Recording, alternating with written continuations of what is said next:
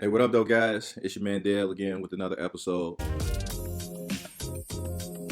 So, today I want to talk to you about a property that I picked up. It was a referral by Marcus Twyman. He's one of the top agents here in the city. I tend to work with him a little bit more because I knew him before he was a real estate agent. We used to work together at Nordstrom's. He was 18 years old back then. Um, I didn't know it, but because he looked like he was about 30, he was always a little more mature or whatever. But you're looking to purchase properties in the city. Just give Marcus Twyman a call. I mean, you definitely won't be disappointed. Um, but he brought this property to me. I bought it for $1,500. I projected that it would take $8,000 to fix it up. In order to get the money to purchase the property, and finance the rehab, I had to do like a cash out refi, on my primary residence. And I actually purchased this property and I purchased another property as well. So Marcus brought me two properties and I purchased them both. Um, this happened to be the one that I worked on first. The other one I was going to work on after I finished this. When I purchased this property, it didn't look anything like this. Actually, it looked like this. As you can see, it needed a ton of work. It was the ugly duckling on the block. The one next to it in the picture as well, that one was vacant. That one was pretty ugly too, but not quite as ugly as this one. Let me show you some more pictures. As you can see, there were some guys that were stealing the aluminum, taking it to the scrap yard or whatever, getting a little bit of cash for it. They got it all on the back too. I mean, it was ugly, But for $1,500, would you guys have taken this? This it had carpet on the inside. We do so many of these rehabs to where I'm like, we get into it. And I'm like, oh man, I didn't get any pictures. So that's kind of like how this was. Some more pictures of the yeah, actually, if you can see, um, this particular property, the residents were burning kerosene. And I'm not really uh, too familiar with kerosene, but someone told me they were burning kerosene in here, and that's when it's all this soot and stuff or whatever. It was all on the walls, and I mean, it was like real nasty. Like you could run your finger along the wall, and you'll see it all on your finger. It was really nasty. So that was the case with this house. It was all in this little hallway area here. One of the bedrooms, another one of the bedrooms. The kitchen was like terrible. Like when we went in, it was, you know, underneath the sink, the bottom had fell in. It was like terrible, roaches everywhere. I mean, it was disgusting. It was just like no way to be able to clean that up. I'm like, man, you know what? Let's just dump it. I mean, just tear all of this crap out. So that's what we did. This property had been sitting vacant for about 5 or 6 years. So this is pretty much like what happens after a property's been sitting vacant for so long that the paint starts sagging. Um, which was the case here, and we had to take care of it. Now the bathroom really wasn't that bad.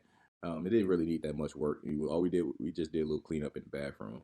Now the basement was another story. As you can see, the breaker box, it wasn't even connected. It was just dangling there. I mean, look at the rest of the basement. I mean, it was pretty bad. But when I came in, I saw the vision. I saw like what it could be. I didn't see. I looked past what it was currently and into what it could be.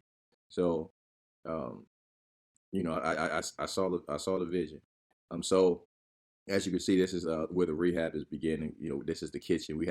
Like I say, we had to gut it out. As you can see, all of the cabinets are going. The cabinet base, the countertops, everything, sink, everything. We took everything out of there. This particular property, what I was thinking was, I was like, you know what? I'm going to bring in my cousin. He's not working. Let me just help him get a skill. And bring in a couple of other guys that I knew from back in the day. Because what I wanted, I'm like, I got this next rehab coming up. So I could get my crew together. We could start like a construction crew, and you know, we could buy up the city. What I'm saying? We didn't have the money to do it, but I'm like, man, you know what? That's just write the plan down. Don't even worry about how you're gonna do it. So I'm like, we're gonna buy up the city. Pretty much what happened was we worked on this house. It didn't work out like that. You know what I'm saying? Like, this was pretty much like the last house that we worked on together. But we got through, as you will be able to see. But with this, we changed out everything. All of the windows, we changed out every single window. We broke out Every single piece of electrical, every piece of wire in this house is brand new. Every box in this house is brand new. There's like no metal boxes in here. They're all like those blue little plastic boxes from Home Depot. That's what they're. There's no old plumbing in here. All of the plumbing is new. We actually cut out all of the old galvanized plumbing and ran all new PEX. So everything in here is new because I wanted, to show them everything that we could, that went into doing the house. So as you see, this is how it turned out. Um, and all we did was painted the house. A little more pictures for you. And with these floors, we just kind of like sanded them, refinished them, with the polyurethane or whatever. Changed out the ceiling fans. You can get these type of ceiling fans for like $30 at Home Depot. So and then it also adds makes the property look a little more attractive and gets the property rate out a little faster as well. So as you can see, I mean it's like night and day. It's all bright in here. As you can see the new windows. Um, no more soot in the hallway. As you can see, night and day with the kitchen. We actually, you know, just came in and put some of that polyurethane. The polyurethane that has like the mixture of like chestnut or redwood or whatever gives it like it's kind of like the stain with the polyurethane. That's pretty much all we use here, on the cabinets. Um, and as you can see, we also put the GFCIs in with those are the receptacles. You see the little lights above the countertop. Those are required whenever you have like in kitchens, bathrooms, and laundry areas, wherever you have you know things that can come in contact with water. Those are GFCI, ground fault circuit interrupters. So here's the kitchen, or not the kitchen, but the dining room like area that kind of sits off from the kitchen. Remember, you had that purple paint that was peeling here. So we painted, did a little mud job or whatever, got that together, and then we also, went to Habitat for Humanity and found this little chandelier for $15. And as you can see, we just went with the linoleum on the floor. It's really inexpensive. Um, really didn't have to do much to the bathroom, just pretty much switch out the vanity light as well as the vanity, um, where the sink is. And I switched out the toilet as well because one of the reasons every rehab that I do, I always switch out the toilet because when I was looking to get into real estate, one of the things that I always used to hear, and you probably hear it too, I don't want to be a landlord. I don't want to be fixing toilets at 2 o'clock in the morning. So I'm like, man, you know what? I really don't want to be fixing toilets at 2 o'clock in the morning, but I'm not about to let that stop me from, realizing, my dream of financial freedom, and having my passive income surpass my working income. So what am I going to do to possibly eliminate that? I'm just going to put new toilets all of my houses. So every house that I've ever purchased, it all had new toilets. And I tell you, I've never had anybody call me at 2 o'clock in the morning talking about a toilet fixed or need a toilet fixed. I've never had anyone call me at 2 o'clock in the morning for anything. Maybe 8 o'clock in the morning, but never like 2 o'clock in the morning. Um, this is the upstairs. Pretty much like the majority of the properties that I used to purchase, they were all bungalows, and I pretty much like did them all the same. I would just refinish or sand down the hardwood floors downstairs, and then the stairs to the upstairs, and then the upstairs that would all be carpeted. So it was just pretty much like cookie cutter. Everything was that's how everything did. I did everything. Um, but with this property right here, I learned the lesson on this one because this one I actually just had to rent out again. Um, and all of my other properties, the original tenants are like still in there, so they've been cash flowing from pretty much from day one. But this property, the tenant after like 5 years moved out, so it was time to to pull the carpet up because there was no cleaning it. So that's what I did. I pulled it up, cleaned, or I pulled it up and went over it with laminate flooring. So I think the laminate flooring is going to be a little more durable. And next time, it costs a little bit more, but the next time, tenant moves out or whatever, the turnover time will be a lot faster because I don't have to put in, more carpet or anything like that. So here's the, basement as you can see. Switched out the circuit breaker box as you can see as well. All of the wires that are going into the breaker box are new.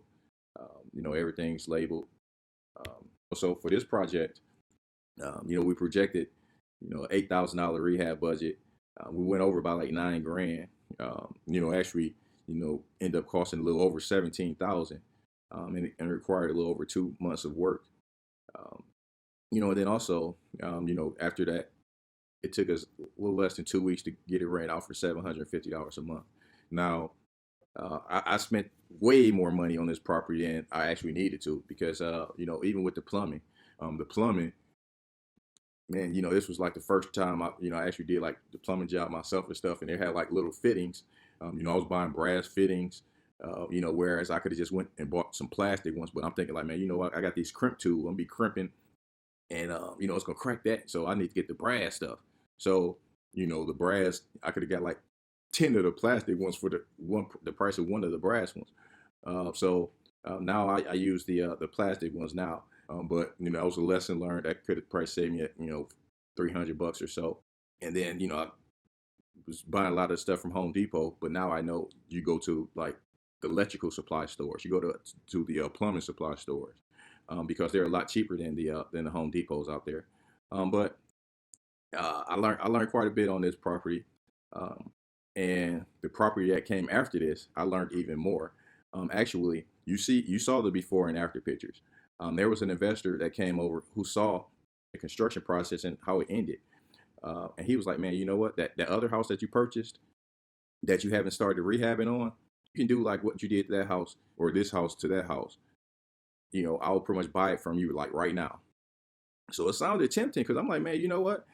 I went a little over on this house. I'm like, I could do that house for like 10 grand. Me and my man, we could go over there, knock that out, 3, 4 weeks, and I just, I could make, a few thousand, $5,000, $6,000 in profit on it. So I'm like, yeah, okay, I'll sell it to you. Worst mistake ever. Um, you'll see, that'll be another episode, um, possibly the next episode. But, stay tuned. And, until the next one, take care.